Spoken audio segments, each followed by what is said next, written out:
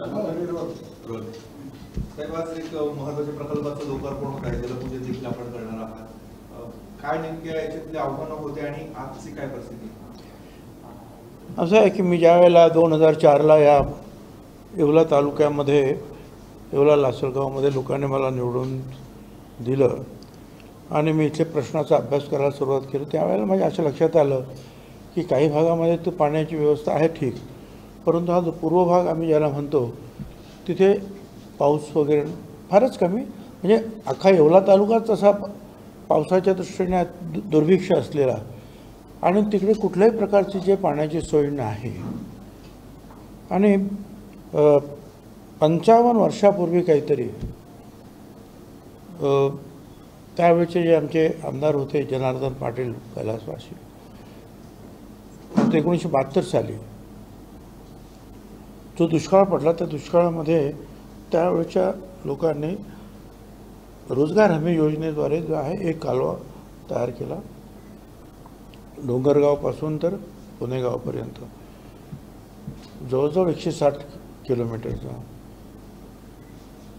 आणि त्याच्या पाठीमागे हेतू हा होता की पुणेगावचं पाणी जे आहे ज्याला ओव्हरफ्लो होईल त्यावेळेला ते आपल्याकडे येईल आणि मग आपण त्यातून आपले बंधारे भरून घ्यायचं आणि पाणी आपलं उपलब्ध होईल. परंतु रोजगार हमी योजनेखाली तो असल्यामुळे तो ज्या पद्धतीने पाहिजे त्या पद्धतीने तो बांधलेला नव्हता. परत पुणेगाव काही ओव्हरफ्लो जरी झालं तरी काही पुढे पाणी कधी सरकतच नव्हतं. त्यामुळे तो कालवा जवळजवळ 40 वर्ष जे आहे हा संपूर्ण बुजल्यासारखाच होता. म्हणजे सकाळी या कामासाठी वापरत होतो खरं म्हणजे. आणि मग मी विचार केला की ज्या अर्थी त्यांनी अभ्यास काहीतरी केलेला असेल तर आपण हे करायला पाहिजे, बघूया आपण. आणि मग सुरुवातीला मी हा कालवा तयार करण्याचं काम केलं, बरोबर कालवा व्यवस्थित जरा करून घेतला. आणि मग पुढे जात असताना लक्षात आलं की पुणेगावचं पाणी काही इथपर्यंत येऊ शकत नाही. आणि दुसरं म्हणजे दुसरं पण पाणी कुठून घ्यायचं, कारण आपले पुढचे जिल्हे आणि आपल्या नाशिक जिल्ह्यामध्ये म्हणजे असा काहीतरी सरकारी याच्यावर करार आहे की आता या वरच्या बाजूला तुम्ही धरणं बांधायची नाहीत, नवीन धरणं नाही बांधायची. मग त्यांना पाणी कुठून मिळणार शेतीला, कालवा करा काय. आणि मग लक्षात आलं की फार आपल्या शेवटाला म्हणजे मंजरपाडा आणि त्या पलीकडं अगोदर एक डोंगराची रांग आहे, त्याच्या पलीकडे महाराष्ट्राची जमीन आहे. कायदा असा आहे की ज्या जमिनीवर पाऊस पडेल ते पाणी त्या राज्याचं. तिकडे 3000 मिलीमीटरपेक्षा जास्त पाऊस पडतो, तर फार मोठा पट्टा आहे. आणि ते सगळं पाणी समुद्राला किंवा गुजरातकडे वाहून जातं. तर म्हटलं हे पाणी जे आहे ते हिशोबामध्ये नाही, त्यांच्या ॲग्रीमेंटमध्ये हे पाणी नाही आहे. हे नवीन पाणी आपण निर्माण करू शकतो का पाणी. मग त्यावेळेला मी झिरवळ आणि आम्ही त्यांना खूप फिरलो मी तिकडे की काय करता येईल आपल्याला याच्यासाठी. आणि मग लक्षात आलं की जे पाणी जे तिकडे चाललेलं आहे ते फक्त आपण अडवूया. पण अडवूया त्याच्यासाठी मोठे मोठे बंधारे बांधले, जवळ 12-13 असे बंधारे बांधले मोठे. आणि ते पाणी अडवायचं. पाणी अडवलं पण ते इकडे कसं येणार, कारण डोंगराची रांग इथे आहे. मग एका डोंगराला तो 11 किलोमीटर मोठा बोगदा तयार केला. तो 2 ट्रक जाईल एवढा मोठा बोगदा आहे तो. आणि दुसरा आणखीन एक डोंगराला सुद्धा 1.5 किलोमीटर बोगदा. आणि मग ते पाणी जे आहे आम्ही तिकडून इकडे वळवलं, ते पुणेगावमध्ये आणलं आणि पुणेगावमधून सोडलं. मग पुढे लक्षात आलं की पाणी तर आलं, परंतु ते आमच्या येवल्याच्या फक्त सुरुवातीच्या गावातच आलं, पुढे काही ते पाणी आलं नाही. याचं कारण परत शोधलं. याचं कारण असं होतं की काही ठिकाणी हा कालवा जो केला होता आम्ही सुद्धा, आमच्या काळातसुद्धा त्यावेळच्या लोकांनी तो आणखी व्यवस्थित करणं गरजेचं होतं. कुठे दगडवरती आलेलं होता थांबत होतं, त्यावेळेला पाणी सोडलं तर कुठे तो कालवा फुटला आणि त्यामुळे पाणी बंद करावं लागलं. काही ठिकाणी ते एवढं झिरपलं पाणी की शेतकरी मध्ये आल्यानंतर त्यांच्या आमच्या जमिनी उपळल्या, तुम्ही ताबडतोब बंद करा पाणी. मग आता काय करणार? आणि मग पुन्हा असं ठरवलं की आता याला आपण सिमेंटचं लाइनिंग करून टाकूया, सिमेंटचं कोटिंग करायला पाहिजे. मग आम्ही 160 किलोमीटरला सिमेंटचं कोटिंग करायचं ठरवलं. आणि मग 3-4 वर्षापासून मी त्याच्या पाठीमागे होतो. आणि मग ते 2 एजन्सीज लागल्या. त्यांना 1.5 वर्षाचा मुदत आहे, परंतु त्यांनी 6 महिन्यामध्येच आम्ही त्यांच्या पाठीमागे लागून जवळजवळ 80-85% काम करून घेतलं. आणि मग पाणी आम्ही ते सोडलं.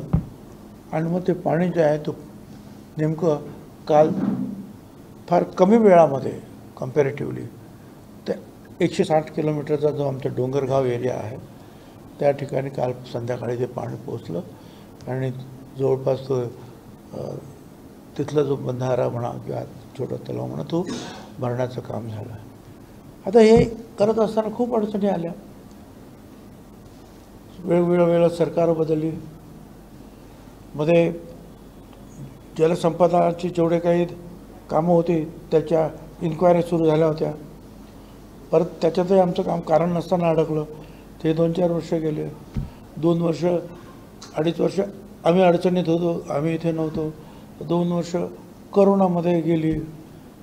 अशा अनेक अडचणी सतत येत गेल्या. काही वेळेला शेतकऱ्यांनी अडवलं. आणि मग हे अडचणीला तोंड देत देत देत देत जे आहे आज मला असं वाटतं की 17 वर्षाचे माझे हे प्रयत्न असतील. हां, आणि एक झालं की एक झालं की एक. आणि ते शेवटी ते पाणी आता सगळ्यांना दिसतं आहे. आणि लोक सकाळी 4 वाजता 3 वाजतासुद्धा महिला आरती करत आहेत त्या पाण्याची, काय ओवाळत आहेत वगैरे, आनंद प्रदर्शित करत आहेत. त्यामुळे मला आनंद वाटला की या लोकांचा, यांच्या वाडवडिलांनी आजोबा पंजोबांनी बघितलेलं स्वप्न जे आहे आपण पूर्ण करू शकलेलो आहे. तर अर्थात मी मगाशी सांगितलं की अनेक माझे ड्रीम प्रोजेक्ट ज्याला मी म्हणेन किंवा हे पुरं करायचे.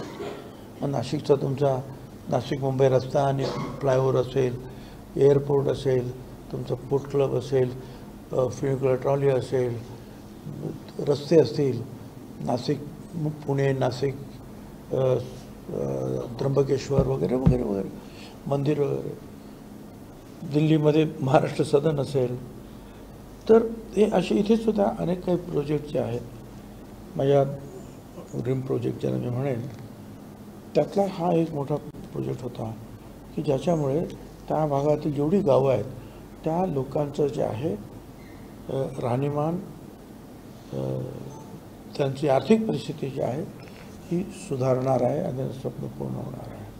आणि ते अतिशय महत्त्वाचं आहे कारण त्याने लोकांची भूक भागणार आहे, 2 पैसे त्यांच्या हातात मिळणार आहेत. त्यामुळे ते इथला शेतकऱ्यांच्या हातात पैसे आले की ते खर्च करतात. म्हणजे इथली जे दुकानदारी, मार्केटिंग हे सुद्धा आपोआपच वाढणार आहे. म्हणजे सगळ्याच प्रकारच्या याला आर्थिक व्यवस्थेला चालना भेटणारं हे काम आहे. आणि मी अनेक वर्ष सांगतो आहे की त्या भागामध्ये मला वाटतं चितळे कमिशन आणि त्यांनी 55 TMC पाणी सांगितलेलं आहे. आणि जळगावच्या इथे 110 TMC पाणी तापी नदीतून आपल्याला जे मिळालं त्यातले 11 TMC पाणी मला वाटतं आपण फक्त अडवू शकलो. 99 TMC पाणी गुजरातच्या उकाई धरणामध्ये जातं आणि हे सुद्धा 55 TMC पाणी असं इकडे तिकडे. त्याचा हा अतिशय छोटा पार्ट आहे. हा अतिशय म्हणजे 1% सुद्धा म्हणता येणार नाही असा हा पार्ट आहे माझा. पण तो एक पायलट प्रोजेक्ट म्हणून जो आहे यशस्वी झालेला आहे. आणि मी आज मी मध्ये एकदा वेळमध्ये सुद्धा बसलो होतो विरोधी पक्षात असताना की तुम्ही का करत नाही. मला वाटतं तेलंगणामध्ये कलमेश्वर त्यांनी 700 मीटर पाणी उंच उचललं, कितीतरी पंप लावले आपल्या ह्याच गोदावरी नदीवर आणि 1.25 लाख एकर जमीन भिजवली आहे. आपल्याला कुठे 300-200 असे पाणी उचलायचं, कुठे डोंगरांना आता आपल्याकडे तर ते टनेल करणाऱ्या मशीन्स आल्या. हे आम्ही जे काही डोंगर जे पोखरले ते तर मॅन्युअली काम केलेलं आहे. त्यावेळेला मशीन्स नव्हत्या माझ्याकडे. आता मशीन झालेले आहेत मुंबईमध्ये टनेलवर काम करणारे. तर ते पाणी जे आहे हे सगळं जर उचललं आणलं तर नाशिक पण अख्खा मराठवाडा जो आहे त्याचा पाण्याचा प्रश्न सुटणार आहे. कारण मराठवाड्यात पाणी आणणार कुठून? मराठवाड्याला पाणी नाशिकवरूनच. नाशिकमध्ये पाऊस पडतो तो त्याच्यावर भांडणं सुरू असतात. पण हे जवळजवळ 155 म्हणा का 100 TMC म्हणा काही म्हणा, हे सगळं पाणी आणलं जर इकडे आणि ते जर पाठवलं तर मला असं वाटतं मराठवाड्याचा सुद्धा प्रश्न मिटेल. असो, पण त्यातला हा एक पायलट प्रोजेक्ट समजायला काही हरकत नाही. पण अनेकांची जे आमची गावं जे आहे, आमचा तालुका त्यामध्ये निश्चितपणे समृद्ध होणार आहे. आणि एक त्याचा एक आनंद आमच्या लोकांना आहे.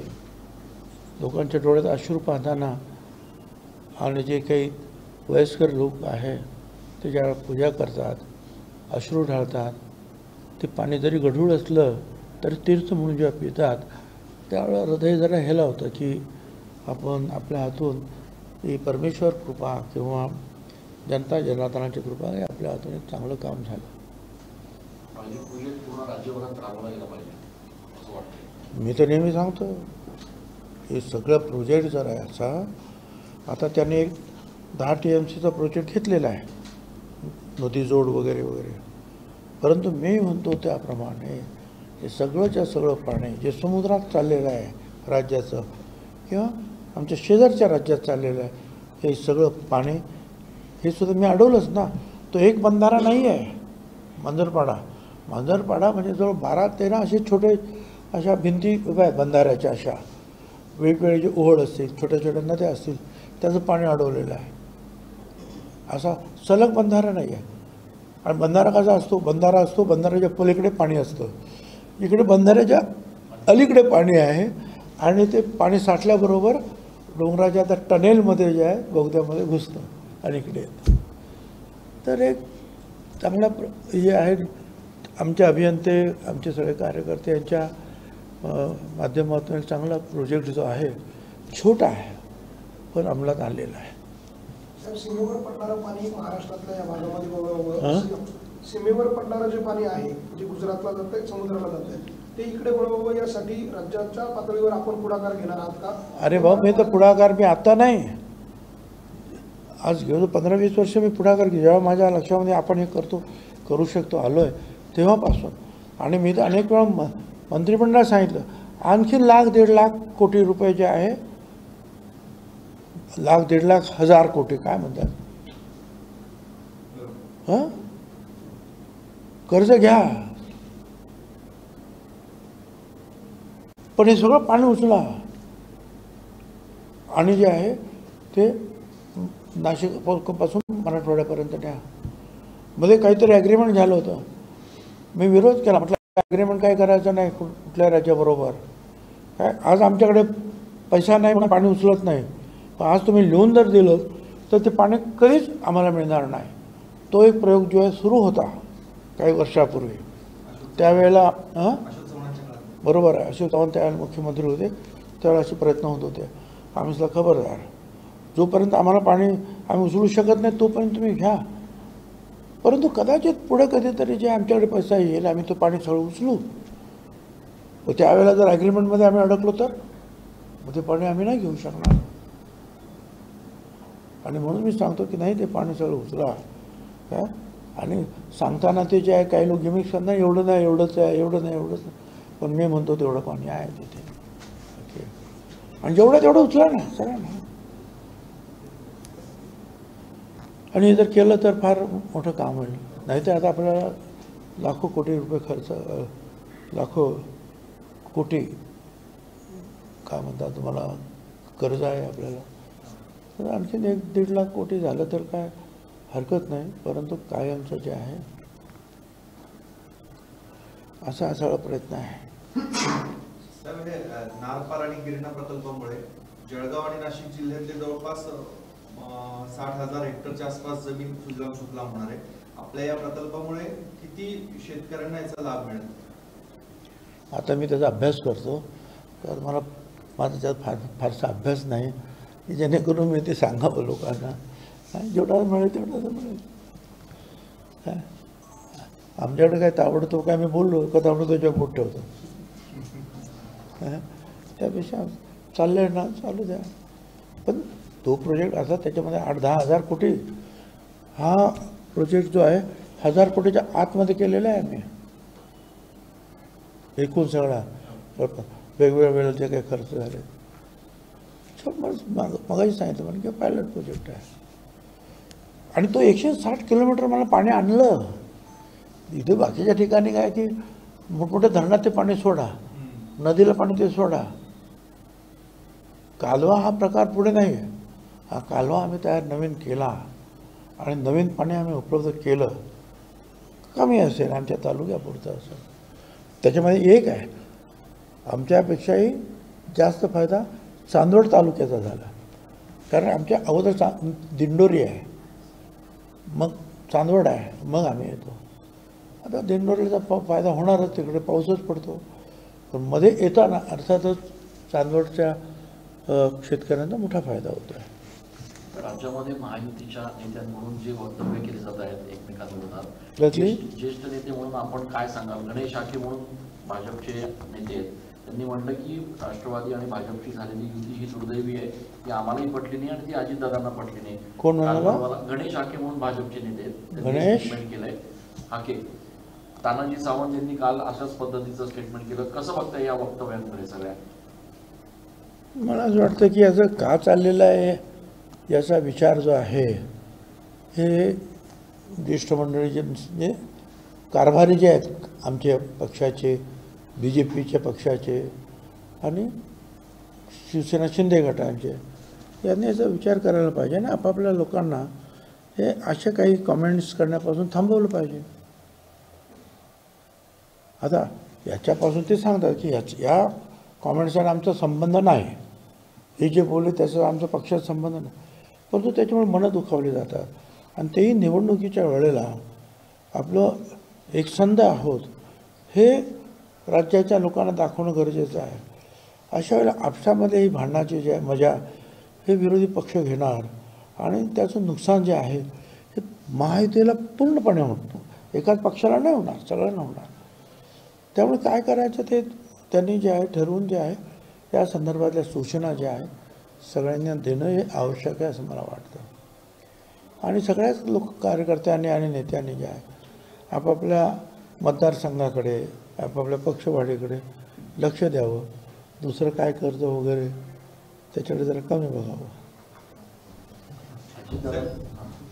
काल मोदी होते महाराष्ट्रामध्ये, पालघरच्या कार्यक्रमामध्ये जी दुर्घटना घडली मालवणमध्ये त्यांनी त्याची माफी मागितली. शिवरायांच्या पायावर डोकं ठेवून माफी मागतो असं त्यांनी वक्तव्य केलं. तरी देखील या प्रकरणावर राजकारण अजूनही चालू आहे. मला तुम्ही सांगा की मुख्यमंत्र्यांनी सुद्धा माफी मागितली. पुतळा लावण्याचं काम जे आहे ते सगळं नेव्हीतर्फे केलेलं आहे. आता हे ठीक आहे की मग नेव्ही पंतप्रधानाच्या अंडर येते म्हणून पंतप्रधानांनी सुद्धा माफी मागितली. काय करायला पाहिजे त्याच्यापेक्षा जास्त? तर यापैकी कुणी नेव्हीला दोष देत नाही आणि देऊही नाही. कारण ती जी माणसं आहेत ते जवान जे आहेत हे तुमच्या आमच्यासाठी जीव धोक्यात घालून लढत असतात आणि त्यांना पुतळा करण्याचं काय काम सांगितलं कदाचित ते त्यांना बरोबर जमलं नसेल. कारण तसं आमच्या इकडचे सरकारी IAS अधिकारी किंवा इतर जे काही लोक जे आहेत त्यांना जे त्याचं जेवढं ज्ञान पुतळं उभं करणं किंवा काय त्यांना फक्त लढाई वगैरे त्याच्यामध्ये झाली असेल चूक. पण म्हणून पण आपण नेव्हीला पण दोष देतो का? बरं चूक झाली त्यांची तर मग त्याबद्दल जे आहे माफी मागितलं. आणखी काय करायला पाहिजे हे त्यांनीच सांगावं. आता किंवा काय करायला पाहिजे? का नेवल अधिकाऱ्यावर कारवाई करायची आहे? कोणाला कारवाई? हां, ज्याने तो पुतळा बनवला किंवा तिथे बसवला आणि त्यावेळेला बरोबर लक्ष दिलं नाही त्यांच्यावर काय कारवाई करायची ती कारवाई करायला सुरुवात झालेली आहे. त्याप्रमाणे गुन्हे नोंद झालेले आहे. आणि म्हणून माझी विनंती आहे की याच्यावर राजकारण आणखीन तापवण्याची काही आवश्यकता आहे असं मला काही वाटत नाही. अजित पवारांनी काल असं म्हणाले आहे की 4 आमदार ज्यामध्ये हिरामण खोसकर यांचं देखील त्यांनी नाव घेतलेलं आहे की हिरामण खोसकरांचं 4 आमदार आमच्याकडे येणार आहे. असं आहे की त्यांना ते माहिती आहे कारभार. सगळे लोक कॉन्ट्रॅक्ट करत असेल तर त्यांना करतात, मला नाही करत. त्याच्यामुळे माझ्याकडे ती नक्की माहिती नाही आहे. खोसकर तुमचा कार्यकर्ता म्हणून ओळखला जातो. हां, ते तर खरंच आहे. काँग्रेसची तिकीट आहे आपल्या सांगण्यावरून त्यांना देण्यात आलं हां, 2019च्या निवडणूक. हो, हे तर खरं आहे ना. तो आमचाच कार्यकर्ता आणि काँग्रेस आणि आम्ही बरोबर होतो. त्यावेळेला काँग्रेसकडे ती जागा केल्यानंतर त्यांच्याकडे उमेदवार नव्हता. आम्हीच तो उमेदवार त्यांना दिला आणि आम्हीच त्याला निवडून आणण्यासाठी पूर्ण शक्ती पणाला लावली. पण आता काय परिस्थिती आहे हे मला माहिती नाही आणि माहिती असली तरी ते सांगणं योग्य होणार नाही. खरीप हंगामामध्ये कर्ज वाटप करत असताना खरीप हंगामामध्ये कर्ज वाटप करत असताना काही बँकांनी कर्ज दिले नाही म्हणून धाराशिवमध्ये काही ठिकाणी गुन्हे देखील दाखल झालेले आहेत. अनेक ठिकाणी शेतकऱ्यांना अशा पद्धतीने कर्ज देणं नाकारलं जातं. बँकांच्या संदर्भामध्ये रोष शेतकऱ्यांचा बघायला मिळतो. सरकार म्हणून यावर काय करणं अपेक्षित आहे? ना त्यांच्यावर मिटिंग घेऊन त्यांच्यावर गुन्हे दाखल करणार म्हणून मुख्यमंत्र्यांनी सांगितलं. आणखीन काय करणार? एवढी कडक ॲक्शन तुम्ही पहिल्यांदाच पाहिली बँकांच्या बाबतीमध्ये एखाद्या सरकारने केलेली. हे तुम्ही शेतकऱ्यांना जर त्रास देत असाल काय त्यांच्यावर कारवाई करा. याच्यापेक्षा आणखी काय करायचं? तर अजितदादांनी काल भाषणामध्ये बोलताना असं म्हटलं की 54 जरी आमदार असले आमचे आधीचे, पण आता काही अपक्ष आणि काँग्रेसचे असे मिळून जे दुसऱ्या पक्षामध्ये आहेत, तर एकूण 60 जागा आम्हाला तुम्ही मिळायला पाहिजेत येणाऱ्या निवडणुकीमध्ये, म्हणजे जागा वाढून मागणी करतात. नाही, मला काही माहिती नाही. मी तर सांगितलं होतं की बाबा 80-90 तरी जागा मिळायला पाहिजेत. नाही तर मी सांगितलं. पण आता ते ही जी आहे कारभारी मंडळी एकत्र बसून ठरवतील. जे ठरवतील ते म्हणणं करायचं सगळ्यांना. चला.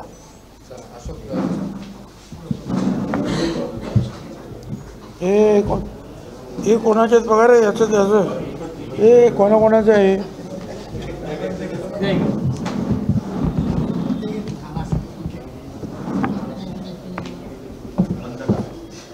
हे घ्या, लोकशाही घ्या, पुढारी घ्या, त्यांची न्यूज घ्या.